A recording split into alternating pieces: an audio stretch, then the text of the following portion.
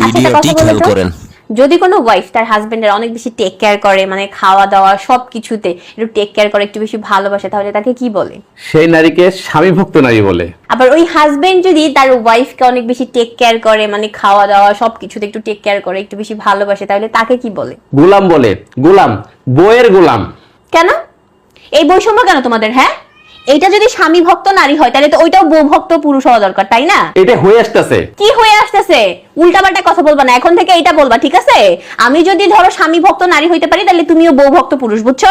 আরে ভাই, এটা কখনো হয় নাই, কেন বুঝতেছো না ব্যাপারটা? তুমি কিন্তু ঝগড়ার কোনো টপিক খুঁজে পাচ্ছ না? ঝগড়ার কিছু না তো, এটা তো রিয়েলিটি। মানে এটা যদি হয় স্বামী ভক্ত নারী, তাহলে ওইটা অবশ্যই বউ ভক্ত পুরুষ হবে। ওইটা কেন বউয়ের গোলাম হইতে যাবে? না, হবে না। কেন হবে না? এটা আমাদের দেশে কেন, এটা সারা বিশ্বে হইতেছে। মানে নিজের বেলায় 16 আনা আর অন্যের বেলায় এরকম কিসের জন্য? এটা হয়ে আসতেছে পৃথিবীতে। আইছে, আজকে থেকে এটাই বলবা, বুঝছো? তোমার কথাই হবে। যুগ যুগ ধরে একটা জিনিস হয়ে আসতেছে, আজ তোমার কথা সব উল্টে যাবে না।